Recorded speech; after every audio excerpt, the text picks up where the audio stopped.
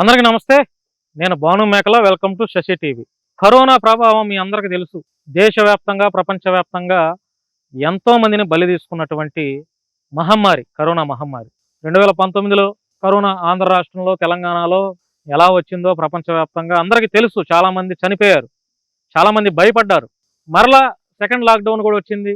రెండోసారి మరలా కరోనా విజృంభించింది. చాలామంది చనిపోయారు, చాలామంది డాక్టర్లు చనిపోయారు, చాలామంది సినిమా రంగానికి సంబంధించిన సెలబ్రిటీలు చనిపోయారు. కరోనా రావటం వలన చాలా మందిని, చాలా కుటుంబాలు కోల్పోయాయి.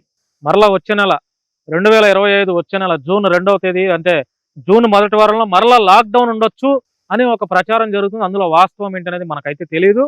ఆ ప్రచారం అయితే జరుగుతుంది.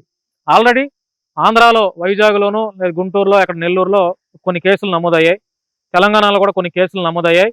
ఈ నేపథ్యంలో మరలా జూన్ 2వ తేదీ, అంటే జూన్ ఫస్ట్ వీక్లో మరలా లాక్డౌన్ ఉండొచ్చు అనే ఒక ప్రచారం చాలా ఊపందుకుంటుంది. అందులో మరి ప్రభుత్వం వారు అఫీషియల్ అనౌన్స్మెంట్ చేస్తే తప్ప నిజానిజాలు వాస్తవాలు ఏంటనేది మనకైతే తెలియదు. ఈ కరోనా ఎందుకు వస్తుందో మరి నాకైతే అర్థం అవ్వట్లేదు. 2 ఏళ్లకోసారి, 3 ఏళ్లకోసారి. ఇదేమో చాలా మంది ఏమో ఇది మెడికల్ మాఫియా అంటారు.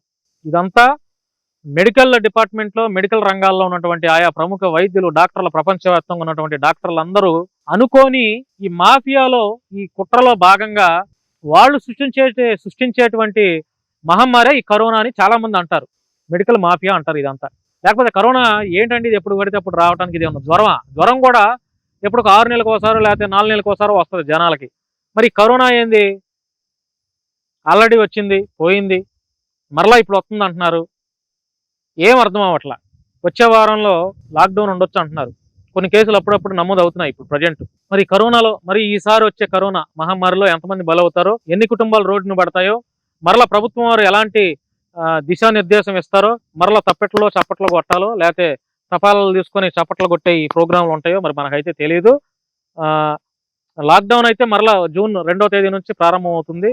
ఎన్ని రోజులు పెడతారో తెలియదు. ఎప్పటి నుంచి ఎప్పుడు బయటికి ప్రజలు రావాలో చెప్తారో తెలియదు. కరోనా కనుక మరలా లాక్డౌన్ పెడితే మరలా ప్రజలు ఇబ్బందులు పడతారు. చాలా మంది రవాణా వ్యవస్థ కూడా ఆగిపోతుంది.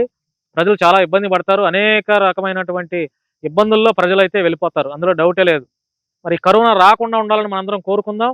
రాకపోతే మరి మెడికల్ మాఫియాకి డబ్బులు ఉండవు కాబట్టి నాకు తెలిసి వచ్చేలా చేస్తారని నేనైతే అనుకుంటున్నాను. మరి చూద్దాం ఏం జరుగుతుందో. పోలీసు వాళ్ళు లేదా ప్రభుత్వం కరోనా మహమ్మారి, కరోనా లాక్డౌన్ మీద ఎలాంటి దిశానిర్దేశం చేస్తారో అనేది, అసలు ఈ లాక్డౌన్ ఉంటుందా లేదా, అయితే కరోనా వ్యాప్తి చెందుతుందా లేదా, లేదా ఏంటనేది మనకైతే క్లారిటీ లేదు. మరి ప్రభుత్వం వారు అఫీషియల్గా 2 తెలుగు రాష్ట్రాల్లో ఉన్నటువంటి ముఖ్యమంత్రులు, ప్రభుత్వంలో ఉన్నటువంటి పెద్దలు ఒక నిర్ణయానికి వచ్చి ఈ విషయం మీద క్లారిటీ ఇస్తే కానీ మనకైతే తెలియదు.